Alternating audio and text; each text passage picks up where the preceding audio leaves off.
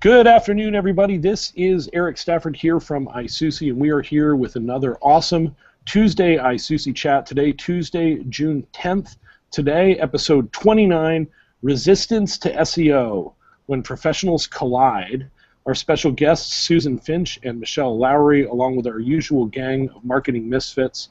In this show, we're going to look at how and why some professionals, including bloggers, usability types, web developers, and sales copywriters, seem to have a dismissive and negative view of SEO, despite the success stories, the huge demand for SEO in general. Lots and lots of people still seem to hate us. We're going to discuss these topics and more today on the Hangout. Ammon, do you want to say hello and introduce everyone? Absolutely, absolutely. This is always one of the hottest topics.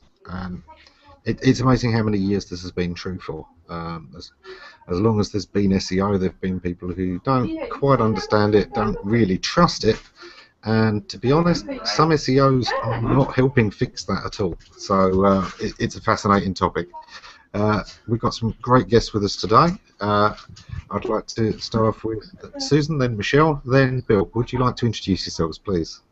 Sure. I'm Susan Finch, and I have been in marketing and advertising and PR almost as long as you, Ammon. I've been in it since '97, and I actually dabbled in it for a few years in the '80s, took a break to do some retail, but I keep coming back to this industry. And so when I got back into it in '97 is when I dove into the web and saw how nicely it all fit together, and that the same elements are still key. Great content, thoughtful content, and don't be a scum.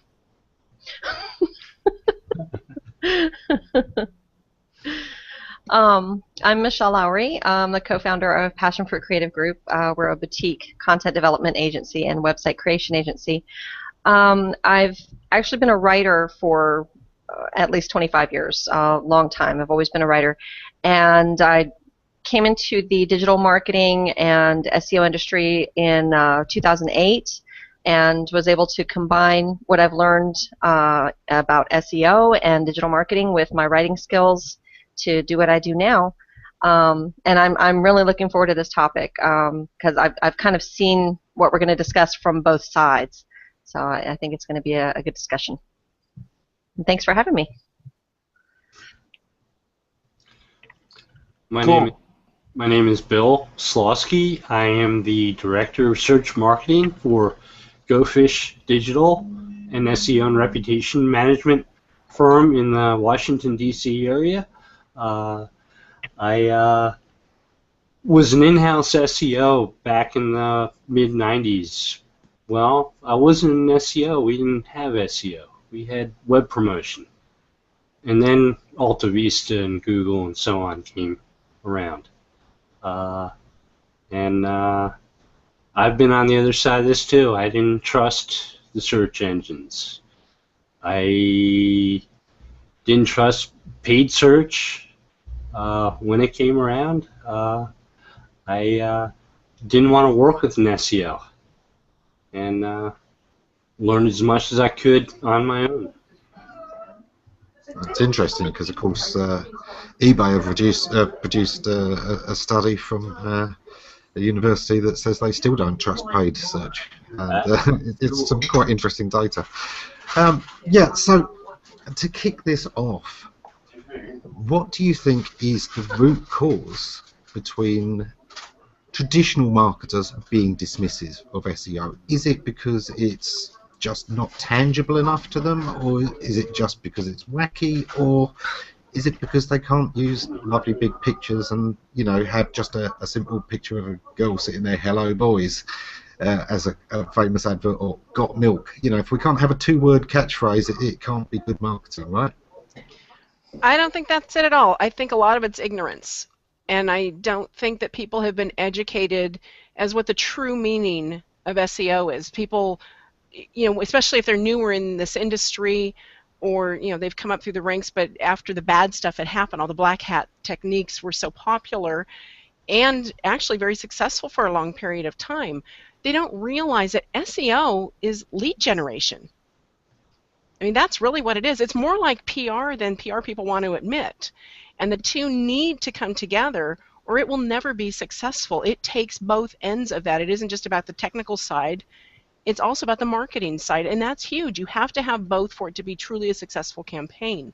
And without educating people, they're never going to clue into, the good side of SEO and how it's actually, they do more of it than they think they do when they're writing their content. Yeah, I think I couldn't agree more with what you said, Susan. I know that Carlos and I really started seeing a lot of success. We always kind of saw ourselves as Batman and Robin, or as Sonny and Cher, or whatever you want to call it, right? But other people didn't see us that way at all, right? Not at all. I was sort of the creative, right-brained, fun, loose, funny guy, and Carlos was the tie, the cufflinks, the analytics, the data. And people didn't realize that the whole reason we were successful was because we both very much realized how important we were to each other, right? And I think that the problem as it exists, and Ammon had touched on it, we've all touched on it, I think it does come down to ignorance, and I think it goes across the board. We've all met with clients who are like, yeah, I know my customers better than you ever will. Forget analytics, forget SEO. I know what they want to do. And we're like, well, you're kind of an idiot. And then, we've worked with teams, we've worked with other people and other companies that we've had to collaborate with on projects. And we're like, listen, you really got to pay attention to this. And like, well, no, that ain't going to work. And we're like, well, yeah, you're kind of an idiot. So, I mean, it's like working with clients. It's working with other teams in a collaborative environment. It's even working in-house between different departments in your company, right? I know that a lot of times the tech guys view the marketing guys as idiots. And they're like, why are these guys out there doing things that we can't really deliver on? Why, and the marketing guys are like, why aren't the tech guys on board with our message, right? And so I guess the problem exists everywhere, but it really is kind of the same problem that exists everywhere, right? Or is it a different problem? What do you guys think of that? Well, you're bringing in, don't forget sales. Sales thinks marketing is idiots. Mm-hmm. So you got all three factors, poor marketing. Right, and tech hates sales because they're selling stuff that might not be technically feasible. Well, and tech hates marketing because they might bring in somebody of their own that doesn't, that actually has a different idea than just from a programmer standpoint. So it's a constant. It's a constant. To really confuse things, you've got the fact that a lot of SEOs hate marketing. A lot of SEOs do not understand what marketing is. Exactly. That is the same ignorance. You're right. It's from both sides. I'm sure Michelle can attest to that because she's been at both sides. She does both sides every day. Yeah, I think, Ammon, to get back to your original question, I think part of the reason for the attitude and the disparity between those groups that you mentioned, it's a few things. It's that SEO is still relatively new compared to traditional marketing and even content marketing, because content marketing has been around forever. It's been around a long, long time. It's not a new thing. It's not, don't believe the hype. It's been around for ages. But SEO it's as new as the internet. It's as new as Google and the search engines. So it's still evolving. It's still changing. And because of that near constant change, I think that's where some of the mistrust comes from, is it's not proven. Just when it seems like you have, proved a method or come up with a way to do things, something changes. Google changes the algorithm, a new technique comes out, people discover something new, and it changes again. So I think that's part of it. And I think the other thing, what's that, Bill? It's part of the fun. Yeah. For some people, I think you kind of have to think this is fun to get into it and enjoy it and do it every day. But I think also it's there's a little bit of territoriality going on, I think, because SEO and digital marketing, it is a combination of the creative and the technical. It's not straight, think about Mad Men and, the guys in the office and they're presenting their ad campaign and it's all creative. It's pictures, it's words, it's ideas and concepts. There is no technical there. It's maybe broadcast via technical methods if it's television or whatever.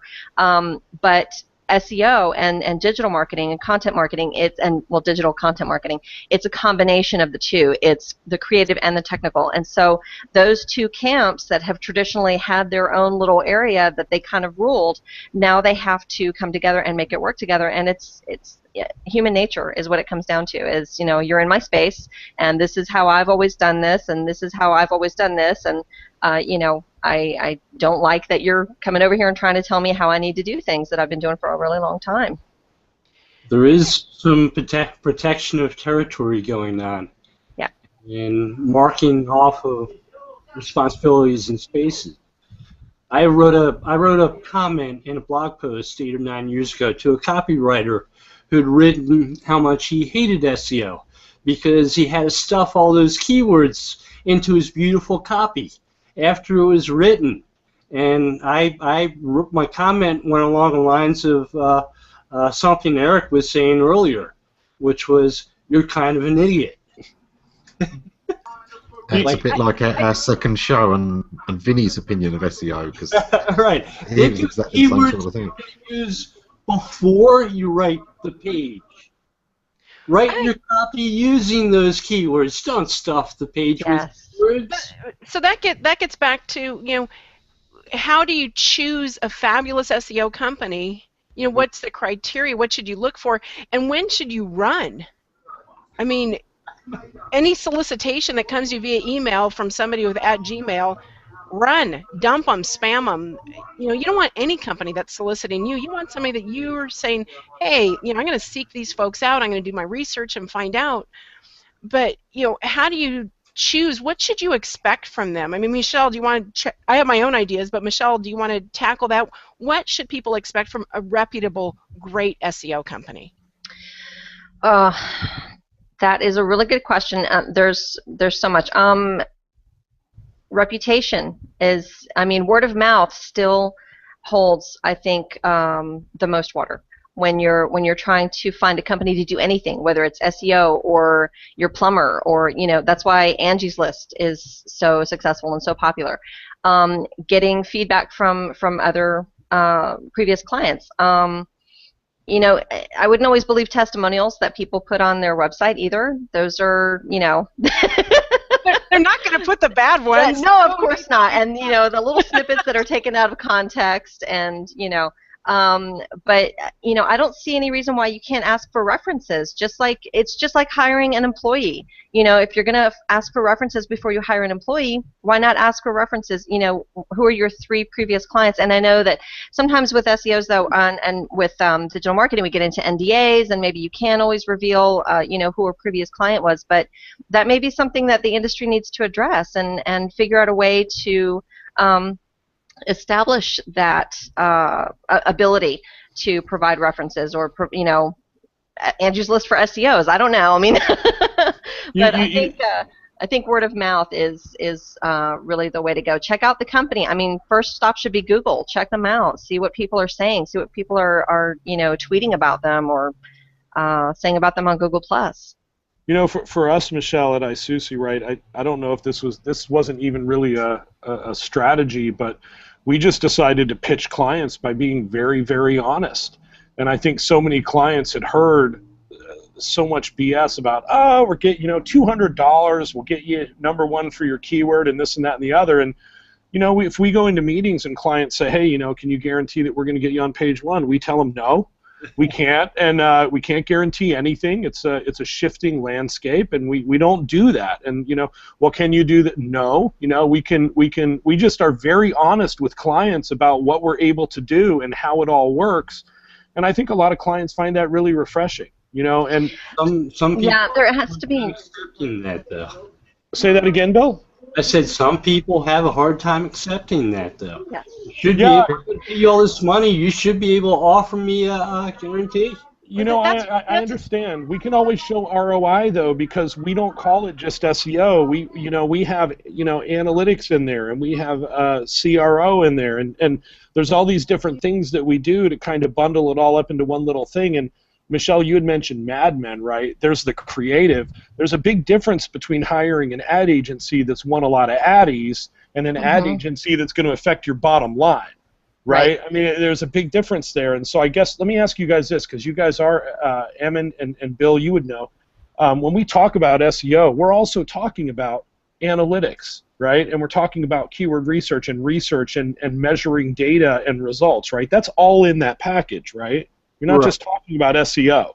That's what we offer, yeah. Right. It does depend partly on the SEO. I mean, there are some SEOs who are much more the technical types, and they are used to working with a creative marketer who tells them what he wants to achieve, you know, which phrases they believe are important, and the SEO just sets out to do those. Who am I to say that's not an SEO? if they are doing things that get a listing in the search engine, that's still an SEO. It may not be my definition, and I think that's again one of the big problems of our industry, and why we have problem relating is we don't have one definition of what we do. Every single SEO has their own definition. I think too, though, something that's really important is there has to be, and you know, again, right now we're kind of talking about the clients and their resistance to SEO or their expectations of SEO. There has to be some responsibility on the part of the client, though.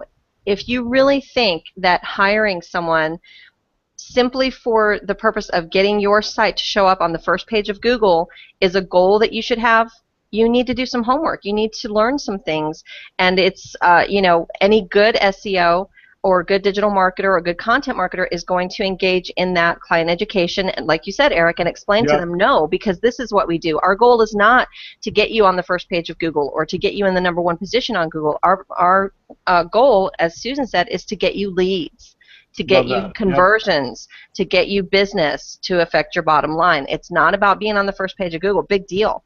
So you get on the first page of Google, and then what? Do you have a crappy website that you're sending people to? Do you have a crappy product that you're trying to sell people once you're there?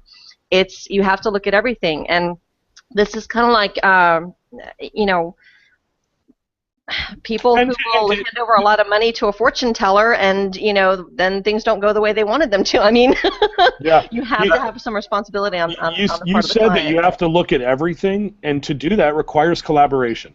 Yes, I love that. Which brings us back to... That's true. It isn't just, you know, oh, who are the good SEO companies? Who's a good SEO client? Mm-hmm. It can't be the person that just says, hey, I want to be #1. Hey, you know, the snake oil people can get you #1 because they're going to pick a term that is so obscure, so that kind of relates to your words, but it's so narrow and niche that who cares? So 300 people search for that in a month. Woo, I'm #1. But nobody's really looking for it. But they can show you that they did it. So you need a client as well as the service provider that's willing to spend, it's 2 to 5 weeks just to nail down your keywords. And anything less than that, you're getting a disservice. You're getting the one-time hit, and nobody's really thinking this through. I think that kind of bringing it back to the original topic of, you know, the collaboration between SEO professionals and content professionals and email marketers and everybody. A lot of, and I was reading some of the discussion in the event page last night in preparation for this, and a lot of people were bringing it back to convincing clients of SEO's value. How do you get clients on board? How do you convince clients? Well, that, I think, needs to be addressed from within the industry first. If within the industry, SEOs and content creators and designers and developers and usability people and everybody who contributes to this huge thing we call digital marketing, if all of us can learn to work together and collaborate and respect each other's roles and what we all bring to a campaign and a project, that is going to expand into the client realm then. Because when a client comes to, let's say a client comes to, I've had clients ask me, well, do I really need an SEO audit? I mean, isn't that just the same thing as the content audit?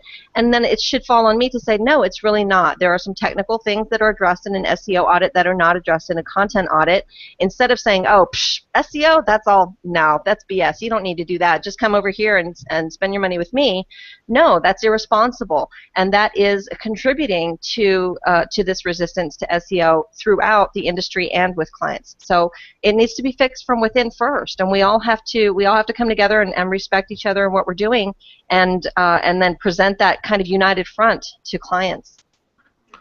Okay, well, one thing that we've said repeatedly is that, you know, the clients need to know what they're doing, but isn't that one of the toughest parts? I mean, let's face it, there are people in India right now who have been researching SEO as SEOs for 2 years and know what Bill and I would say was nothing.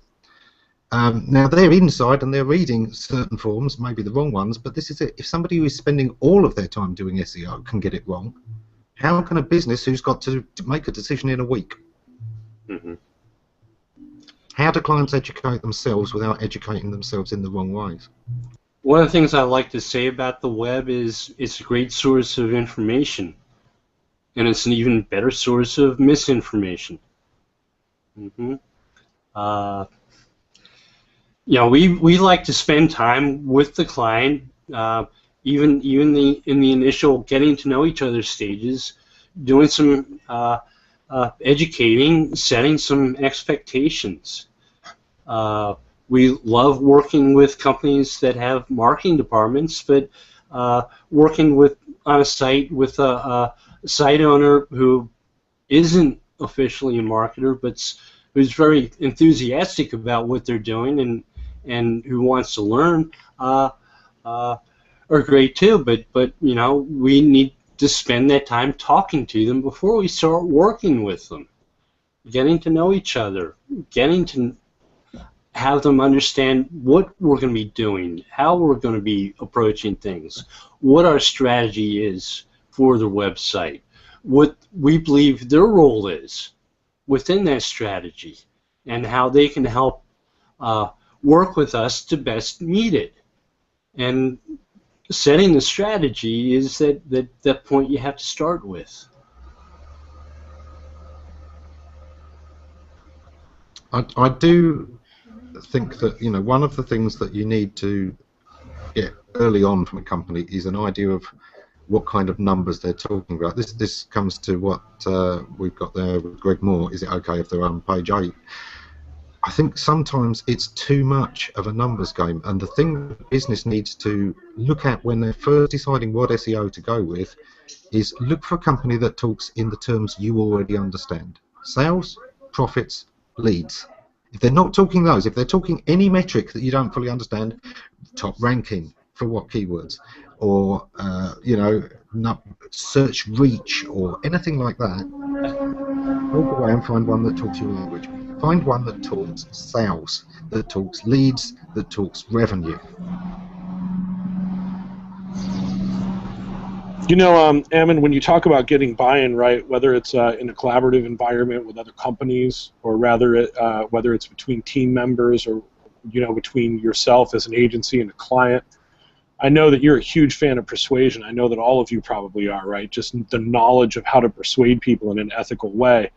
And a lot of knowledge in that arena goes a long way. Even a little knowledge in that arena goes a long way. And so a lot of times if Carlos and I meet with a client and they seem super resistive to sort of his analytical, more carefully thought out and data-driven side, I take the lead in the meeting as sort of the creative, and we talk more about how important conversions are and how important aesthetics are and eye tracking and usability and human factors and things of that nature.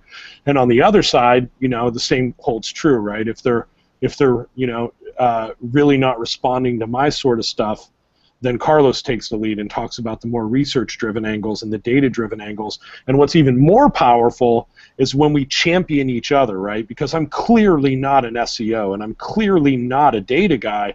But when I tell people, look, I've built thousands and thousands of beautiful websites, and none of them amounted to a hill of beans until Carlos and I partnered, and he was actually able to get people to see them. That really goes a long way. And so it's really more, I think, the whole equation comes down to just getting buy-in, right? And it's easy to get buy-in if you think about how you want to do it, isn't it?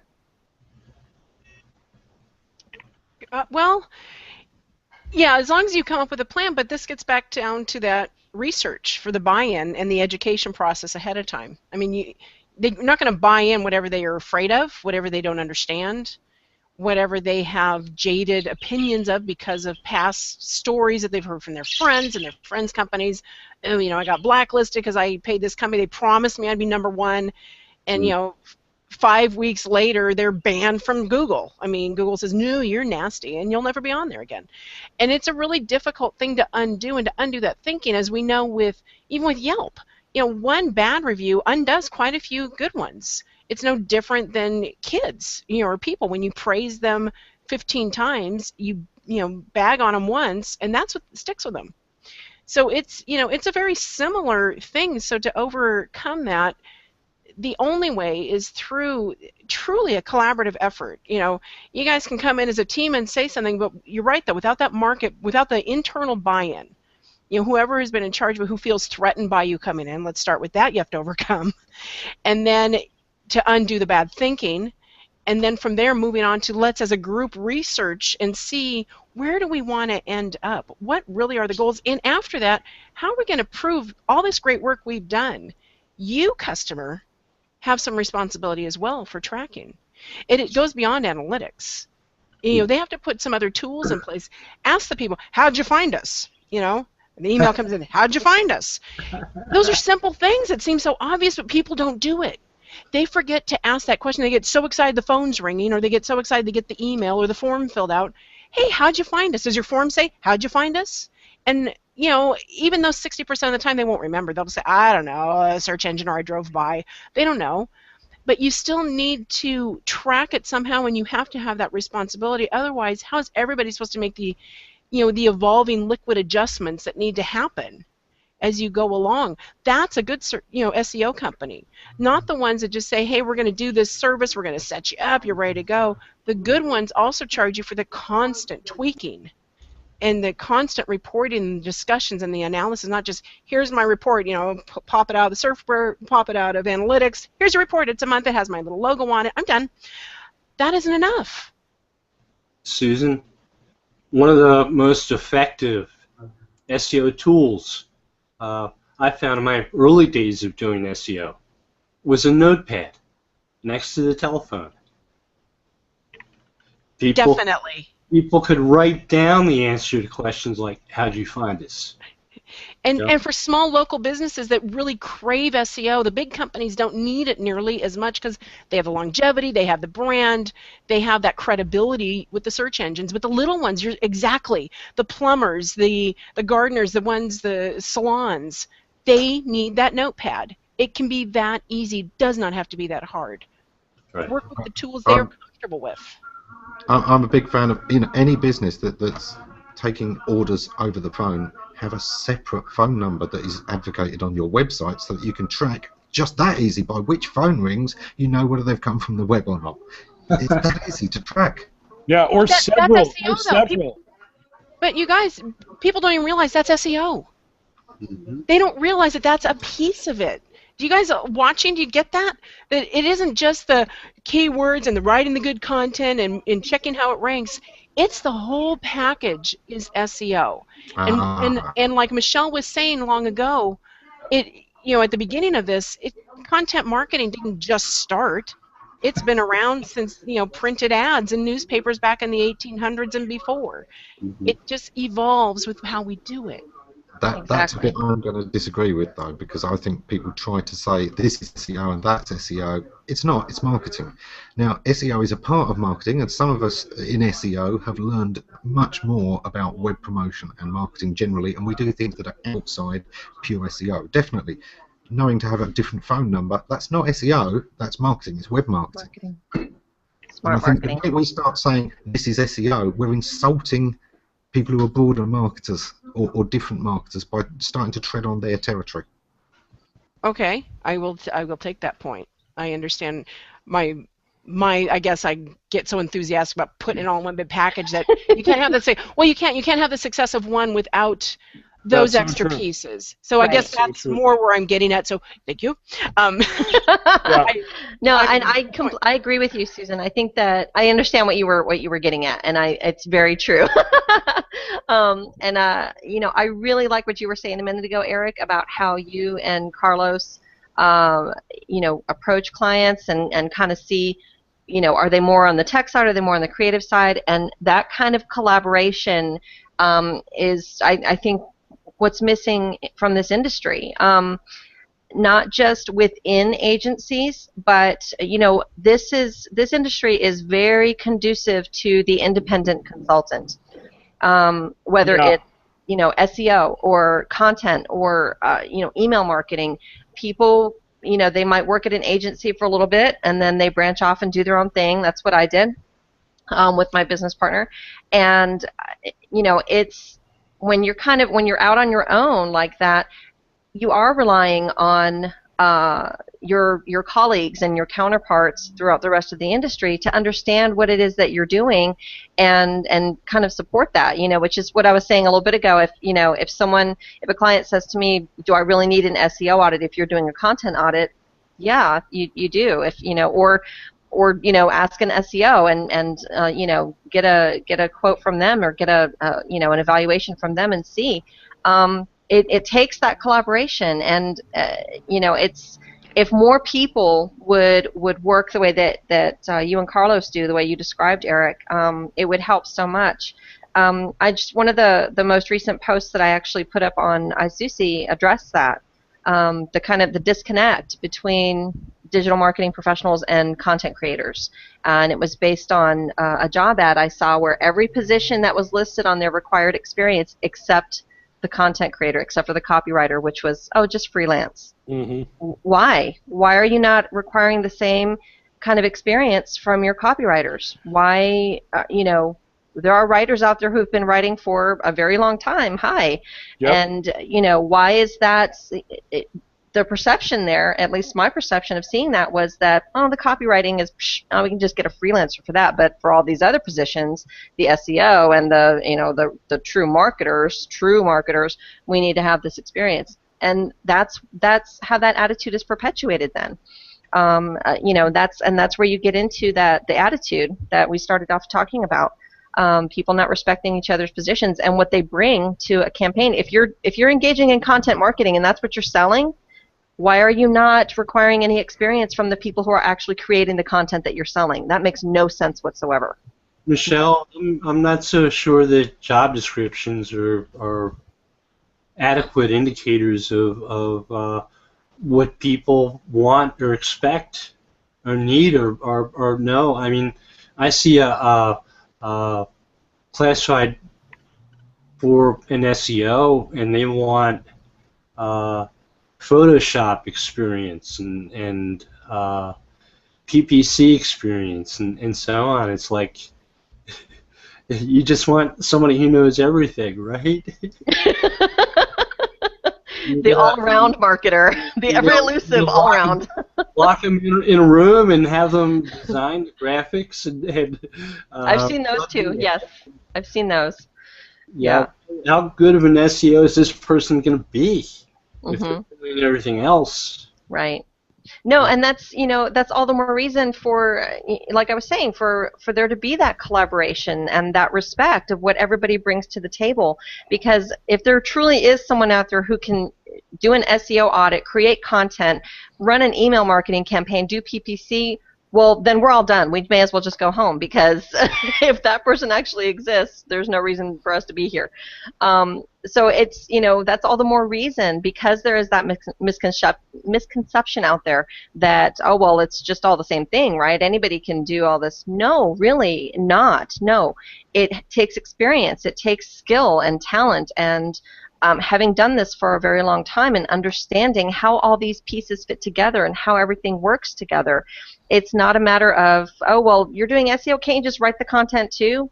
Maybe you could, but if it requires, like I said, it requires experience, and that just needs to be respected, I think.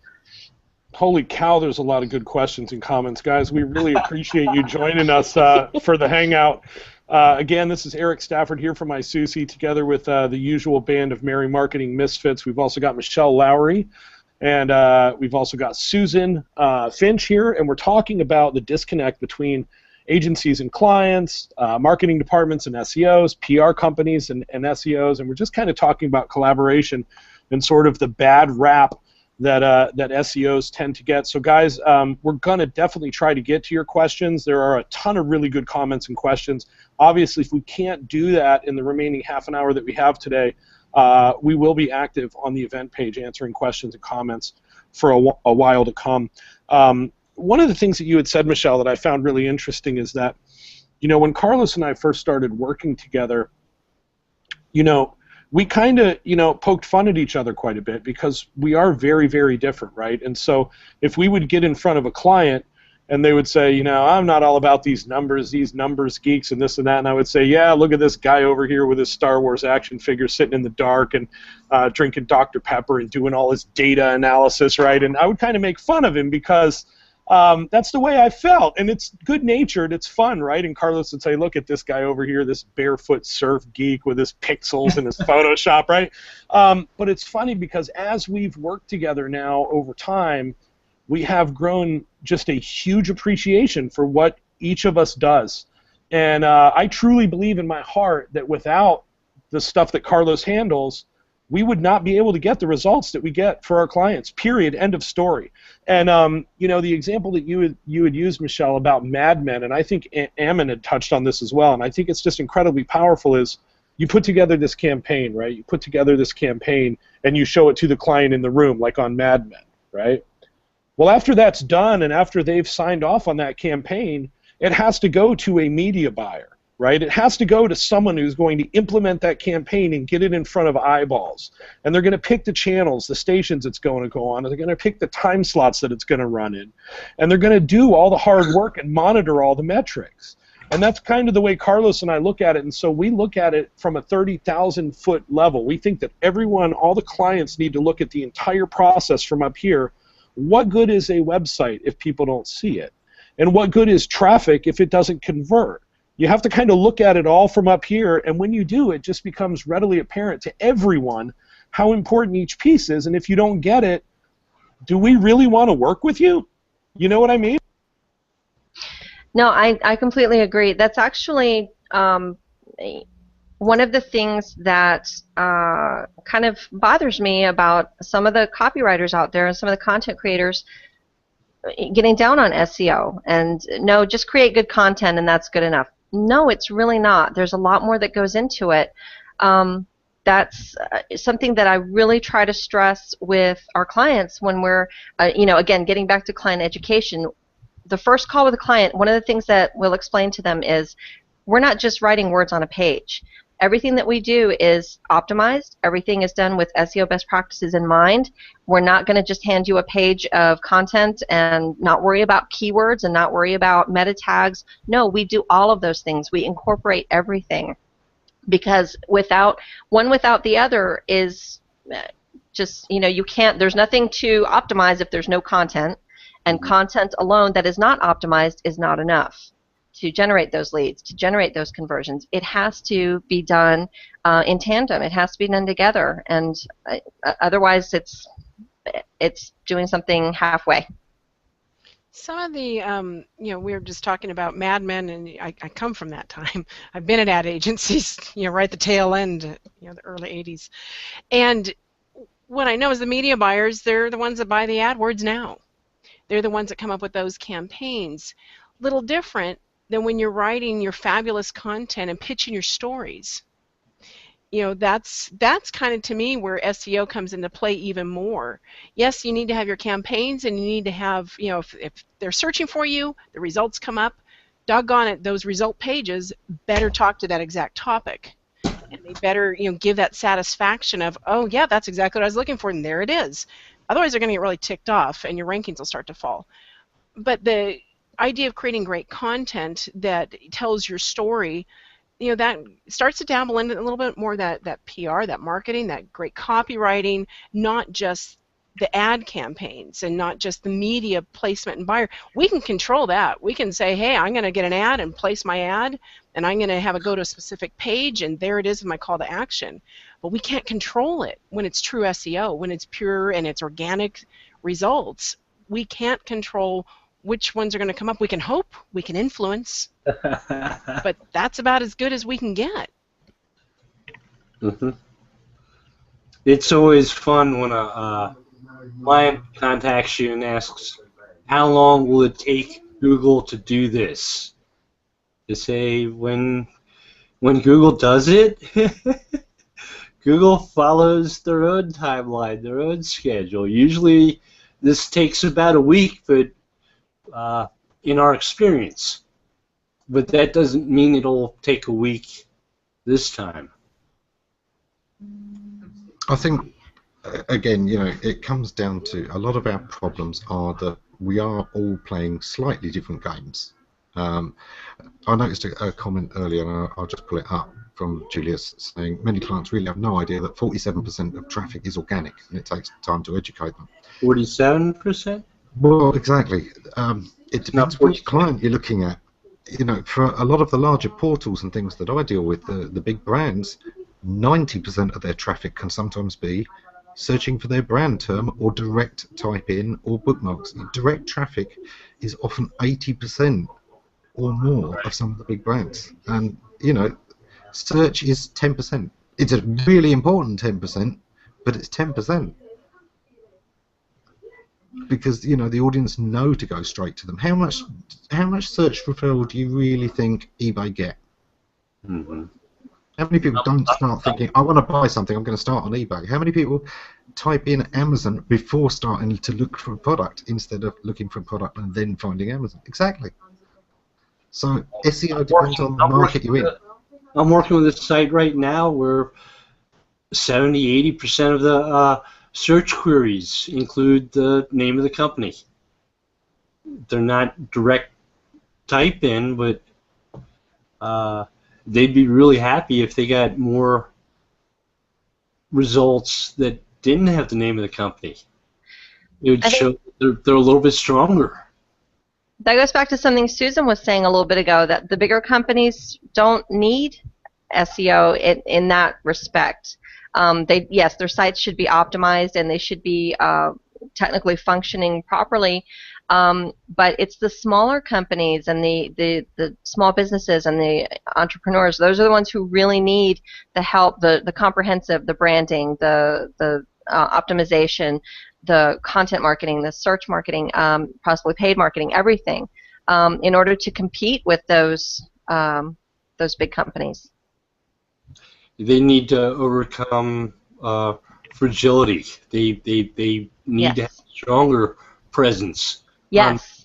They you know, if they lose a couple of links because a site that was linking to them went out of business or redesigned and redid all their content, and the loss of those links costs them traffic. Mm-hmm. That's not a great position to be in. You should make your site less fragile, yes, more able to overcome that type of loss. I agree completely, and that's you know, I know I keep coming back to this, but this was the impetus for my suggesting this topic to Ammon. That's all the more reason for marketers, digital marketers of all stripes, to understand that it takes more than just one marketing component. It's more than just SEO. It's more than just creating good content. A lot goes into creating a brand and creating an entire marketing campaign and strengthening a company's position online, strengthening their presence, and allowing them to compete fairly. It's everything. It's a little bit of everything. It all has to be done in tandem and together. And to internally within our industry, for some to feel that other marketing components are not as important as the one that they are situated in, it's detrimental not only to the industry and to our colleagues, but it can be to clients as well. To tell a client, no, you don't really need to do email marketing because, you know, we're going to optimize your site and you'll be fine. You're going to rank and that's all you need to do. That's doing them a disservice. They maybe could really benefit from also doing some email marketing. They could maybe really benefit from getting into some content marketing. So it has to be approached from a holistic perspective. We also have a fear of SEO. Yes. Quick example, there's a group blog called Metafilter. It's been online for over a decade. It's a great site, really informative, very timely news, and they discuss issues in a really intelligent manner. I guess a couple years ago, they lost about 40% of traffic to one of their subdomains. They didn't do anything about it. They didn't try to fix it. If you look around the site, you notice they have a tag cloud page. They at one point let all those tag pages get indexed. They had, like, if you do a site operator search in Google, they had 700,000 tag pages, tag cloud pages, which are primarily duplicate content. And you know, the old Matt Cutts video on tag clouds, where he says, if you do too much of this, if you have too many of these, we might look at it as if it were web spam. And yet, when I mentioned that to somebody at Metafilter, they said, we don't agree with Google's definition of spam. You don't have to agree. Yeah, exactly. You don't have to agree with the speed limit, but you have to do it. You just laid 3 people off. Oh. Maybe Google didn't like your definition of web spam. Wow. So guys, let me ask you this, because Ammon just had a really good comment on the screen there, and there's been a lot of good comments along these lines, just kind of discussing sort of the naysayers and the negative people, and sort of the people that have this antiquated view of SEO, or maybe, you know, we've talked about these hucksters that kind of fly in and offer guaranteed rankings and things like that.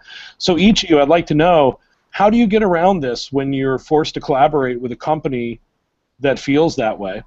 Or when you're dealing with a client who feels that way, how do you be persuasive? How do you change their mind? We've talked about testimonials and case studies. We've talked about trying to be persuasive and supporting each other in terms of, you know, what you do. But do you guys have any thoughts on that or tips on that? How to get past that initial skepticism or hatred? Michelle, do you want to go? Okay, I'll jump in first. Okay. One of the things I find that's really useful in this is to understand you're part of a team, that you've all got one objective in mind, which is making that business work, making it more successful, more profitable, reducing costs, reducing friction. So understand first that you're on a team, and one of the criteria of your job is how well you're going to get on with the other members, and how you're going to reinforce what they do, not try and undermine it or outshine it. That's not your job. Your job is to get on. So one of the very first things I do is find anyone who is a bit resistant and explain to them quietly sometimes, my job is to make you look good. If you don't get a promotion at the end of the year, I'm not going to be happy. That goes a long way. I always say, I've said it before in these Hangouts, it's amazing how much good you can do if you don't care who gets the credit. I love that. I do too. Credit and blame Yep. kills more successful campaigns and efforts before they even get started. So thank you for that. That was beautifully that was stated. very good. Mhm. Yeah, and sorry, Susan, when you were talking to me, I didn't realize I had my microphone muted still because I was typing, so I was trying not to interrupt. Bill, something that you said a minute ago, I wanted to just revisit that for a moment. What you said about the duplicate content and the tag clouds, that is all the more reason for content creators and for copywriters especially to understand at least a little bit about SEO, to understand what duplicate content is and what a detriment it can be to a website, to a business, to a client. To approach copywriting or any other kind of content creation with blinders on and think that is the sole path to, you know, whatever goal they're trying to help their client accomplish it's a mistake. It's not. I already said it. It's approaching it with blinders on, and it's all the more reason for there to be a little bit of overlap and at least an understanding of these other components of marketing and how they have to work together to accomplish whatever the client's goal is. Without it, it's again, like I said, it's doing the client a disservice. You know, there's a comment here on the event page from Keith Good, and it says, I think it's important to strike a balance with content. Content must be first engaging, informative, and or entertaining, and keywords should edify the writing of that content, which I agree with. But then we've got a statement that, Keith, I may have to put you to task for. You've said, the tendency of many SEOs is to go too far in that direction and focus too heavily on keywords, and the search engines, specifically Google, but also Bing to an extent, no longer rely on that. So, Keith, I'm going to have to challenge you, man. That sounds like old thinking, and you got to be collaborative, dude. And if you're working with SEOs that don't understand what you just said, it's your duty to make them understand for the greater good of the client, is my opinion on that, right? Because at the end of the day, if the client gets results, everyone looks good. It's like you guys were just saying, right? Like Ammon said, if you don't get a promotion, we don't look good. We try and make all the project managers and marketing directors that we work with look like absolute rock stars. And so if you are working with an SEO, Keith, that's doing that sort of stuff and doesn't understand that it has to be a balance, you need to educate him. And I think you were asking too, how would you combat the resistance? How would I combat if somebody said, forget it, I'm not doing that, I hate that? I found that the best way to kind of diffuse the fears is to validate it first. Ask them, can you explain to me what you think SEO is, and tell me your experience? Because just with a direct question like that, sometimes you can hear their horror stories, but they also get it out. They barf it up, and then they're done with it, and then they're ready to recover. And then usually they're calmer and can listen to your side of it if it's not, oh, that's wrong. You know, it's that psychology thing that always comes into play, as we know, that gingerly walking around them and giving them their respect. But, you know, this has been my experience, and maybe it's different than yours, but I've had that too, or I've had that black hat thing. Oh my gosh, I've heard a story. Share a story. Reveal something for you that makes you guys vulnerable. And then go back to telling your success story after that, because once they know that you're saying, I'm human, I'm not perfect, we've seen those mistakes, I've watched it, I've witnessed it, I've participated, whatever it is, suddenly you're not as threatening. And suddenly they're a lot more willing to listen because you are relatable and you come from a place of being on their side. Like you were saying, Ammon, making them look good, immediately saying, my job is to make you get a promotion. If I'm not doing that, then we all lose. Yeah, even just hearing the horror stories and going, oh no, I'm so sorry that happened to you. We see so much of that. I can't, you know, I mean, because it's true, right? You see a lot of it and you feel bad. I feel bad for people that, you know, paid some dude on Fiverr to build 10 billion backlinks for him, and now they got a penalty with Google. It's like, dude, I'm so sorry, but that's just not what we do. Yeah. Eric, that brings up a question that you asked a little bit ago, too, about how do you deal with that kind of attitude when a client has been burned by whoever it was previously, whether it was a copywriter or an SEO or, you know, any other digital marketer. That's all you can do and that's the first thing that I try to do is empathize. I'm so sorry that happened. You know, I hate hearing those stories. It's such a shame that happened, and you know, we're going to try to do our best to help you rectify the situation, whatever it is that happened to them. And then comes the client education and explaining how you approach what it is that you're doing, whether it's an audit or content creation, whatever the case is. There are going to be times, though, and we've run into this, where we ended up having to not continue to work with a client because it was just, they were so angry and they were so let down by the writers that they had previously. There was nothing that we could say. There was nothing we could say. There was nothing we could do. Nothing was going to be good enough. I think that they were really. It's kind of like being the next boyfriend after a really bad boyfriend. You know, that it doesn't matter how nice you are, or you know, you bring flowers and you do everything right. The other guy was a jerk, so you know, I'm going to take it out on you because he's not around anymore. And there's nothing you can do. There's just nothing you can do except say, you know what, okay, I'm really sorry, and I'm going to go over here now and let you work it out, because I don't think this is going to work out. Yeah, exactly. Yeah. It's not me, it's you. No, wait a minute. You know, there's just, you have to do that sometimes. You have to just walk away. Hopefully you get a client who understands that, you know, they got a bad apple and they're working with you to try to fix it, and you can explain to them, you know, through transparency and a good explanation and good education, what you're going to do, what you are and are not capable of. Good content, yes. Page 1 on Google, maybe not necessarily. And you know, it's going to depend on their reaction, whether you can continue to work with them and get them back on track and show them that not everybody's like that. Not everybody is a bad marketer or a bad SEO or a bad writer or whatever. But yeah, there are going to be times when you just have to walk away, and it's unfortunate. They're going to stay there for a while until they're able to get past that, and that's just the way that it's going to go for some people, unfortunately. Yeah, you got to love people where they're at. You can't force them to drink the Kool-Aid, right? And I mean, Carlos and I have always had this very sort of honest approach to sales. We look at sales like dating. If you show up for a date and you talk about the the triathlons that you run 3 times a week and how you rescue babies from fires.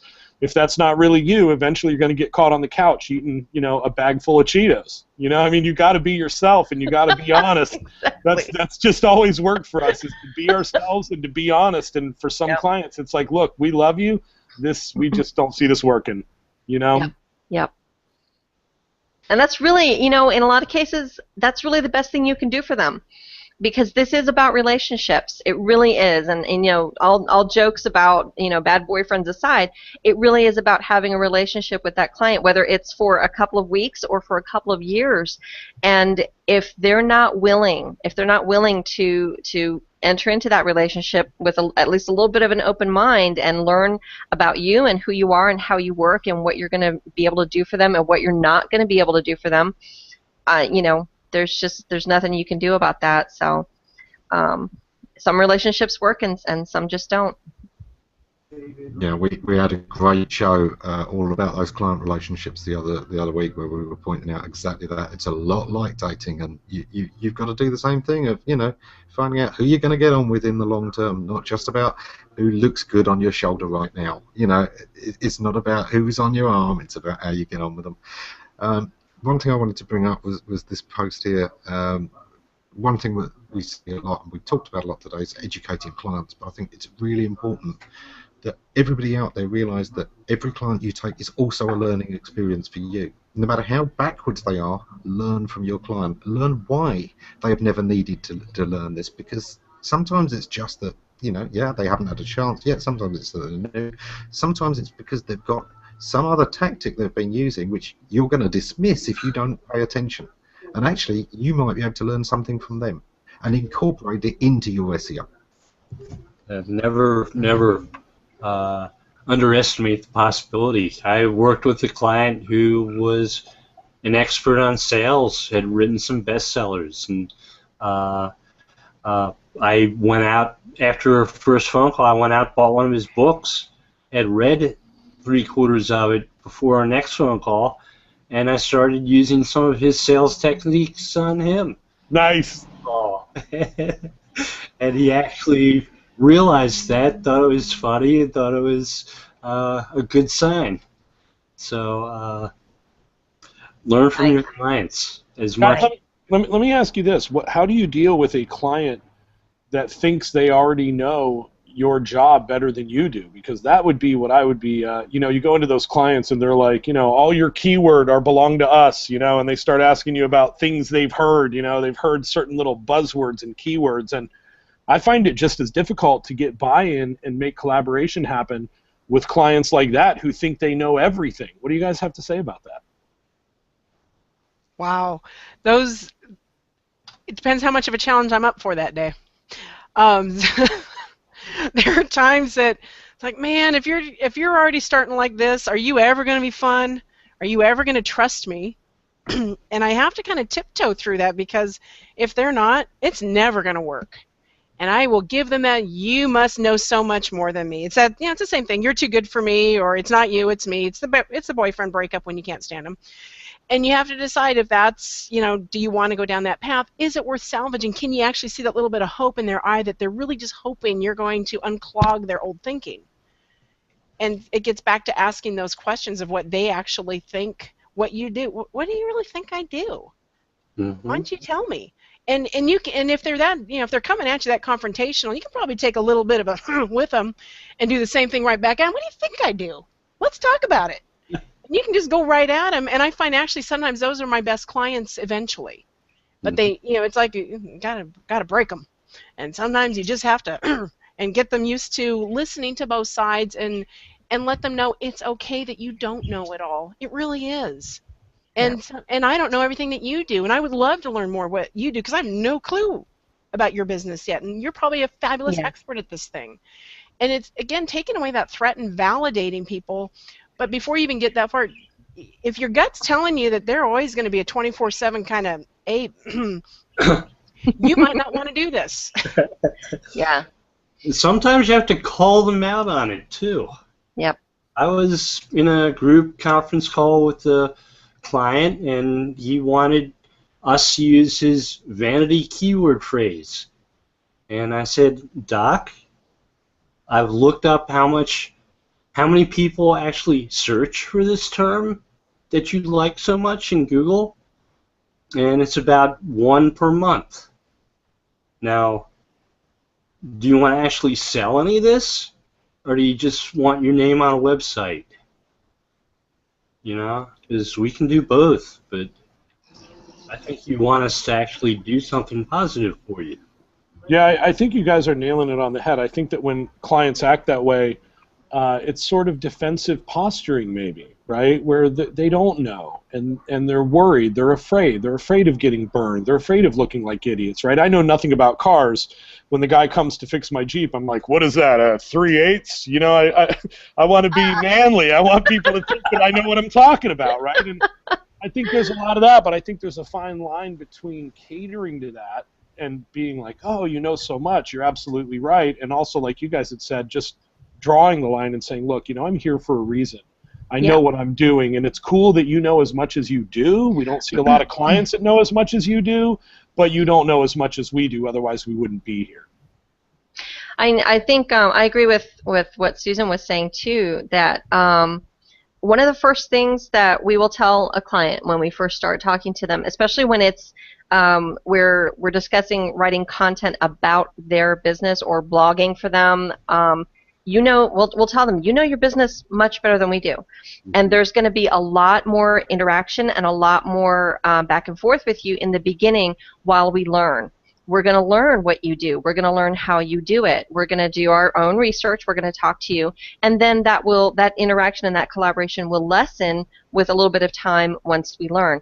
And you know, getting back to what you were saying too, Eric, that's you know, we're very transparent about that. No, we're not. You know, whatever it is that the client does, you know, we're not construction people. We're not house builders. We're not HVAC, you know, technicians. But we can learn. We can learn enough about it that we can write about it. We always start with research. So it's going in and admitting, like you said, no, I don't know everything, but I can learn. And I can get to the point where I can help you. I don't have to be an expert in what you do. I don't have to be able to do what you do to write your content or help you with your marketing or audit your website, but I can learn enough about it that I can speak intelligently about it and help you with this and learn as we go. So it's just a matter of admitting that and being open to learning. That's one of the things that I love the most about what we do, about marketing for these companies and about creating content for them, is that we get to learn so much. Several years ago, when it was a really hot topic and a really hot keyword, my standard joke was I'm at the point where I could probably diagnose mesothelioma by now because I've read so much about it and written so much about it that, you know, but that's one of the coolest things, is that, you know, you get to learn about so many things that you never otherwise would read about or hear about or know about. So it's, you know, as long as you go into it with an open mind like that and you're honest with the client about it, then I think that helps you get off on a good foot with them. I love that. I think that's a great final thought. And let's go around real quick and let's all add a final thought. We've reached the hour mark, and I think my final thought will be just real quick.